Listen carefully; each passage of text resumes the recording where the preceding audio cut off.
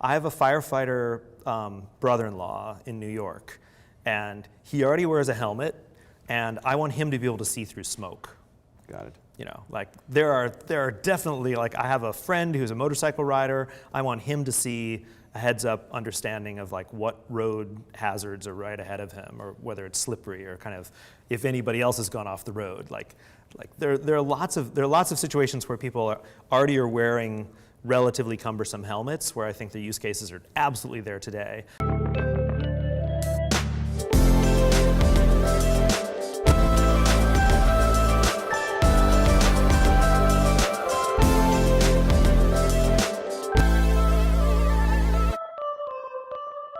Hello, my name is Robert Schmidt, also known as Mr. IoT. I'm Deloitte's Chief IoT Technologist, and today on my show, Coffee with Mr. IoT, my guest is David Rose.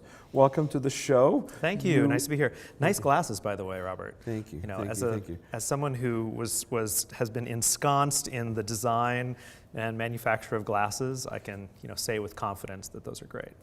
And those are my mellow ones, by the way. Yeah, I've seen the other ones. I have some really colorful ones. Mm. Yeah, you are the VP of Vision Technology at Warby Parker, beside lecturing at MIT, aren't you? Yes. Yeah, so we've been looking at a lot of new technologies for the face, for wearables for the face. And since glasses were invented, they've been fashionable. Like even monks back in 1500s were like figured out the technology behind being able to cut lenses and craft lenses, and they've always had that kind of desirable patina to them. It's really smart actually to do something. I don't know. It's really annoying to have something sit on your face, right? But we needed to see, and somewhere along the way, people figured out to make it look good makes you want to wear it. So. You are specifically, what I read up, is into eye measurement and improving this and improving that kind of thing. Tell us a little bit about that. I'm very curious about that. Yeah, so I was brought in. Warby Parker kind of made its name for doing two things. One was a buy a pair, give a pair program, so that every pair of glasses that we sell, we donate one to somebody in need, and that's billions of people that need corrective vision. And the other thing was kind of to be the Zappos of glasses. So we ship someone, if they're interested in glasses, we ship them 5 pairs of glasses for free, 5 frames, and then they decide which ones they like, and then they just order their glasses. Most of the glasses are about $95, but that creates this point of friction in the business where if you don't know your prescription, and how many people know their prescription? Like how many, like I have no idea. Right, exactly. Nobody like has that in a file drawer anymore. So usually it's like the doctor around the corner. So if you don't have your prescription, or it's out of date, then we kind of lose the sale. Because if you go check with the doctor around the corner, he or she says, no, don't get them glasses online. Like let's I'll do it. I'll give you mine, and they're gonna be this and that. That's and right. So forth, so the capture rate is very high. If somebody gives you an eye exam, they're very likely to sell you a pair of glasses for like $400 or $500.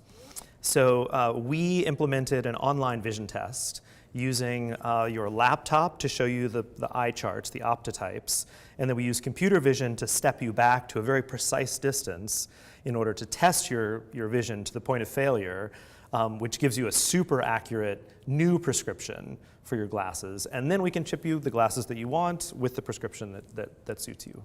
What about all these things where they shine light into your eyes, and there's a whole test going on that does have nothing to do with seeing. Right. So is this sort of like all to kind of like keep me there and buy glasses, or? No, it's not all for persuasion. No, we don't do a comprehensive eye exam from home. It's only to test acuity and to give you a new prescription. So we have a doctor on our team, and she carefully created a set of questions that ask you about history of eye disease, and if you have floaters, and if you have other things that are predictive of needing a comprehensive eye exam, then we can provide that in one of our stores, or you can get it anywhere. But mostly for this, it was about if somebody has had an eye exam in the last 5 years and they don't have any of those risks, then we can give them a new prescription and ship them glasses. How many glasses do you have? I only get 4 for free a year through the. So I don't know. Come on, it's $95. Like a dozen or something. A dozen. Okay. Yes. Yeah. Do you coordinate them with your outfit then? You're speaking today, aren't you? I am speaking today, yeah. I do have, and I think this kind of is the maturation of any kind of consumer product, is that there's massive redundancy. Kevin Kelly talked about this and what technology wants. He says, take any mature category, whether it's mugs, wine glasses, shoes, like we're not satisfied with the Johnny Ives like only one design. Like it really goes like a coral reef. It goes like your shirt. We have increasing redundancy, specialization, and it certainly has happened with glasses, where I choose different glasses to, feel a different way, to project a different image, to match something, and that's probably what's happening to wearables too, right? We have only one phone today, which tends to kind of suck all the apps in. But I think the inevitable future is those apps kind of leak out into watches and rings and eyewear and tables and the world around us. I'm glad you told me I'm not going to have more phones. That would have really, really been difficult for me. And I think there actually will be more. I'm going to walk around with more phones. I would, oh my I God. would predict that like the average phone penetration rate for most people in 5 years is 2.5 or 3.5. Because you're going to have like the I'm much hiking more phone. like you telling me I have 12 pairs of glasses. That's way easier for me to absorb. No, but think about they're all for optimizing different things. You don't have one pair of silverware at home. You have like the fancy stuff, and you've got the hiking stuff, and you've got the everyday stuff. Like they're all optimized for different things, and that's. So I take different phones to different occasions. I kind of pick the phone that fits. There's one, just like you have different cameras, probably, right? You have like a waterproof camera you're going to take when you're wakeboarding. You got the like camera that fits just right in the pocket when you're downhill skiing. You've got the if your kid's playing soccer and you really want the long lens, you got the DSLR for that, and like the same thing's going to happen with phones. It's interesting. I have to say, what occurred to me when you talked about glasses and my shirts, I can never figure out how much of my choice of what I put on is about how I feel about it. And you said it, right? What do I want to project out? It's a tricky line. It's an interesting one. So I want to ask you, you're talking at LifeWorks Today. By the time this comes out, the speech is behind you. So you can actually talk. What are you going to talk about today? Well, I was asked to speak because I wrote a book about 4 years ago called Enchanted Objects, which was about kind of this proliferation of technology into things like Lego bricks or Guitar Hero, or I built a table for I work for Activision, for right? Salesforce. No, I didn't know. No. Yeah. I built a table for Salesforce with an architecture firm called Gensler that tries to encourage conversational balance. So it basically like has these LEDs underneath the table, and as people speak, like kind of a constellation of LEDs gradually illuminate in front of you. So over the course of 15 minutes, you can say like, oh, he hasn't said anything, and she's been totally dominating the conversation. And with that feedback loop, people will automatically like include the introverts, which have just as many good ideas. So like I'm very interested in this coming world of, what does the world of kind of augmented everything look like? It's not just augmented vision, but also these planes of augmentation can happen around a table. We have a project at the Media Lab called the Cityscope, and it's for urban planners and architects and mayors to argue about density in cities and what will happen with new transportation modalities like scooters. And so we have a model of the city that's built, and then we have a data projection that's running an agent-based model that says, let's dial time forward and see what congestion looks like in 10 years. Let's say if Airbnb really flourishes, what we demand for hotel rooms in 10 years. And so we're able to like sort of ask these questions about the demands of the city using an augmented model that shows all that data. And that's what you're going to talk about today. Yeah, I'm going to present a couple of frameworks for how to think about the planes of augmentation. That's kind of one idea. Another one is kind of what if we are wearing mixed reality glasses, I call it super sight, what will we want to see? Obviously there'll be labels for things, but I think another ramification is like the world of education gets a lot more interesting because you can play with time and space. You can see things that would be I mean, kind of super slow-mo, right? You can see things that would be way too fast, like hummingbirds. You could see things that would be way too slow, like the change of cities. You could see things that would be way too small, like bugs, or way too big, like the cosmos. Like all of those kind of powers of 10 stuff from the Eames film, like will be able to be something that we can project in our everyday, which has big ramifications for learning.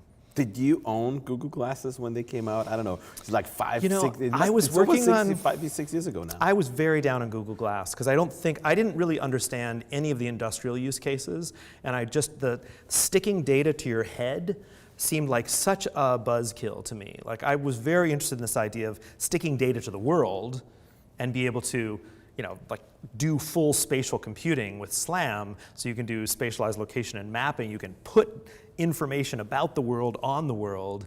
That's very exciting to me. The like holding up a manual for you as you're fixing something seems to be less compelling.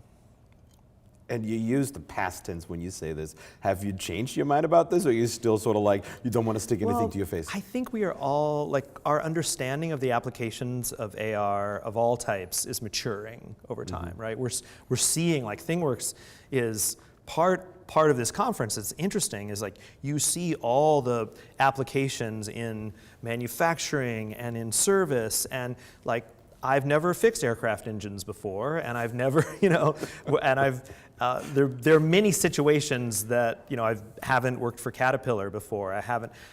We all haven't had all of the jobs that are involved in the industrial world, and as we learn more about those pockets for value, we're starting to see more uses, even as the technology is, I would think, relatively immature today, maturing quickly, but those applications are there to be had. So I asked you used the past tense. You didn't quite say. So you're still not quite there. You don't want something stuck to your face even today. Here's what I want stuck to my face as a kind of B2C situation. Well, I have a firefighter brother-in-law in New York, and he already wears a helmet, and I want him to be able to see through smoke. Got it. There are definitely, like, I have a friend who's a motorcycle rider. I want him to see a heads-up understanding of, like, what road hazards are right ahead of him, or whether it's slippery, or kind of if anybody else has gone off the road. There are lots of situations where people already are wearing relatively cumbersome helmets, where I think the use cases are absolutely there today. The ones that I'm excited about for an everyday glasses company tend to be those that don't add a lot of weight or bulk to the head. Yeah. And those are out there. Like Smith has a pair of glasses that do brainwave analysis. So they're able to see what your emotional state is. So they're called the Smith lowdowns. So you can do kind of an immediate relax and get some biofeedback on that on your phone. Bose has some really, really nice glasses that they just launched, and they sound almost as good as over-the-ear headphones, but you don't see them at all. I was at South by and I tried them out. Yeah, those are really impressive because they have a microphone here. You can talk all day, and I regularly consult Alexa or Siri about things, and it would just be nice not to be able to do that with a face-worn tool. I owned Google Glasses. I walked around with them. People around me looked weird. That was part of your brand, though, right? Is to be weird. No, I think I could try. I like to call it unique. But I do own a T-shirt that says "Keep Santa Cruz Weird," so I stand up for that. But I think what I feel now is, and you see this when you go down. I hope maybe you stop by at our booth. We have a 30 by 30 augmented reality factory floor. And the way it works is you use an iPad or a phone, and you just hold it in front of you, and on the phone becomes this mixed reality piece of people, machines, data from the machines, and you can actually overlay this. There's a bathtub there, and you can actually look at what goes on in the bathtub. It's sort of a combination of the things, and I think this mixed reality thing is going to be something we're going to see more and more of. Do you have any kind of way of thinking about the type of data that you really need to see in the moment versus data that would be fine to review later? Yeah, I mean, we absolutely do have that, right? In particular, when you look at what we call factory asset intelligence, There's certain data that's very immediate, very much I need to know now. And this goes beyond the machine is running or not. Even though that's a very important fact, it's stuff like, what goes on inside in terms of the temperature, right? When you make, in this case, we make rubber ducks, but the real client makes plastic cups and, sort of like what's the temperature on the inside, what goes on there. So yes, there is data that's immediate. And I think it's an important aspect. This goes back to the human design aspect, right? Today we have these human interface displays, and they show all kind of stuff, and they don't show the most important stuff, right? I think it's a whole new design world, design opportunity for, thinking really critically about what's the frequency of the feedback loop need to be, what's the hierarchy for that information.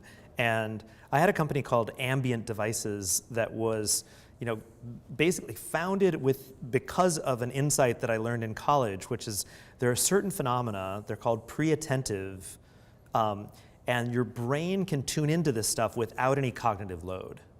So things like color or pattern or the angle of something, it happens in parallel, less than a quarter of a second, and you don't perceive it as a cognitive load either. So that's why people like speedometers on cars that are needles. That's why we like color heat maps on things.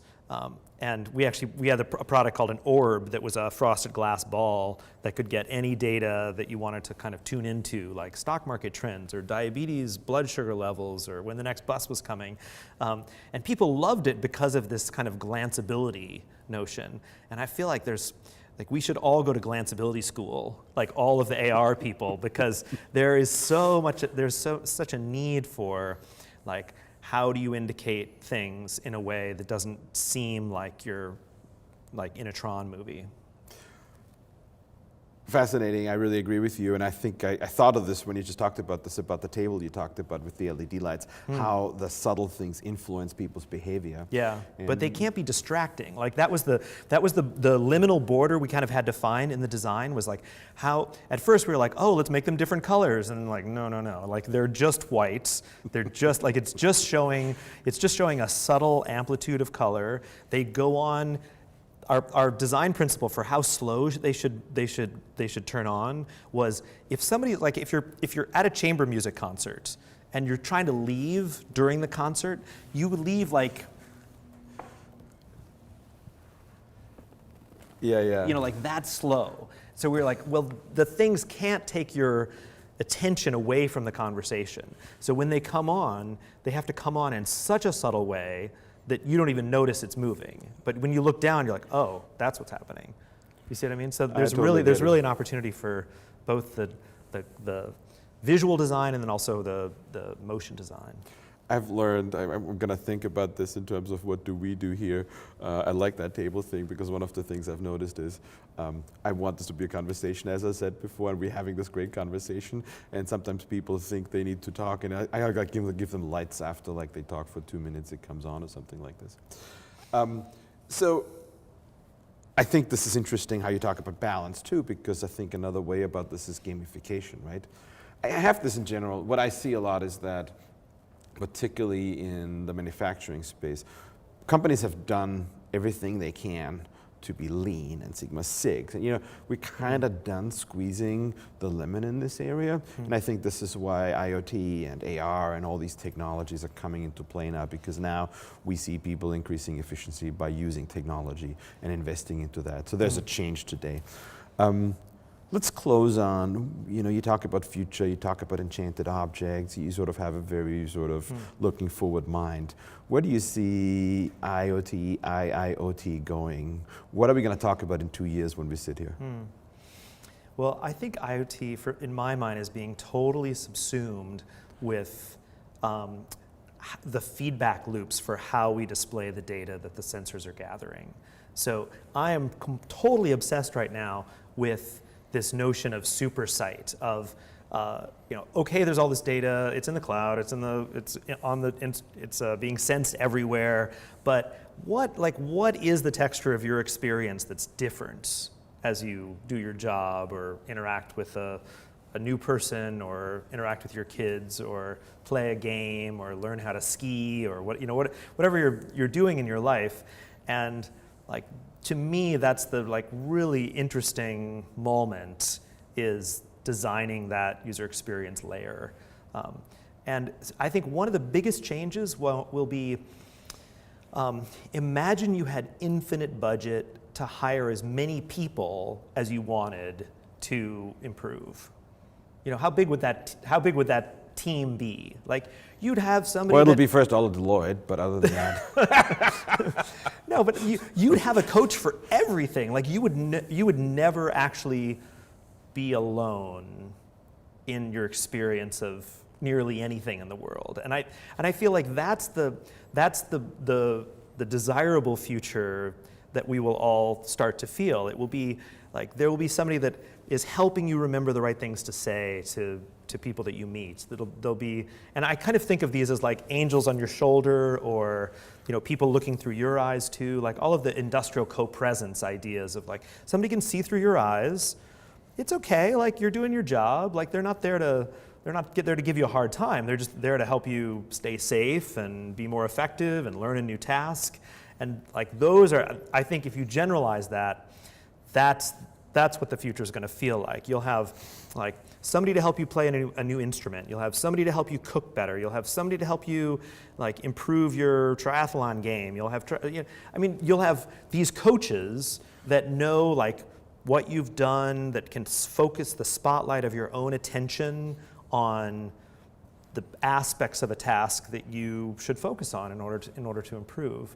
And I'm like, it's kind of a hopeful vision. It sounds a little bit Sentinel, right? That you're always someone's always going to be with you. But I think like most of them are going to be AIs, so like you can shut them off if you want to. But I think you'll kind of appreciate these little helpful hints and nudges in almost all.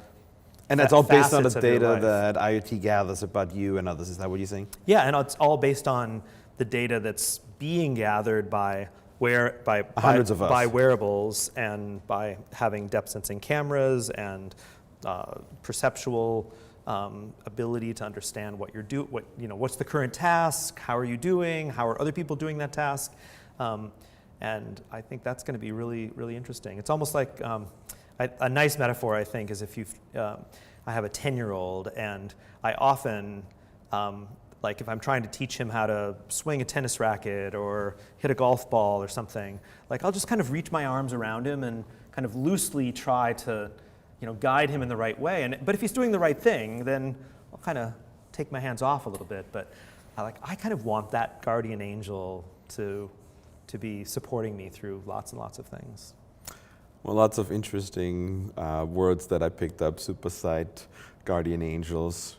What occurred to me is that so much of what we talk about in tech is also how we talk about it.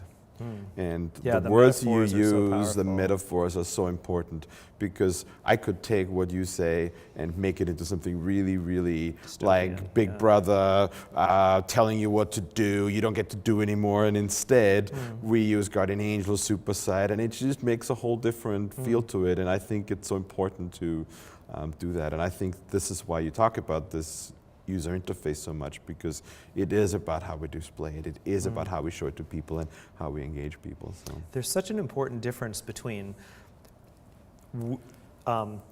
your insurance company is going to give you this thing that watches how you drive, like the agency of that, like the top-down agency, versus like, it's an app store. If you want to save some money or improve, like sign up. Like it's an opt-in. You can opt out at any time, but it's something that you choose to do. The very same service, when the agency is bottom up, is just like so much more desirable. Yeah. Dave, thank you so much for being here. It was great to have you on the show. Yeah, thank you. Super fun. Thanks. I wish you good luck today. And with that, our coffee chat is coming to an end. Thank you for watching. If you liked today's show, please subscribe. And all previous shows you can watch in our playlist. And with that, have a great day. Goodbye.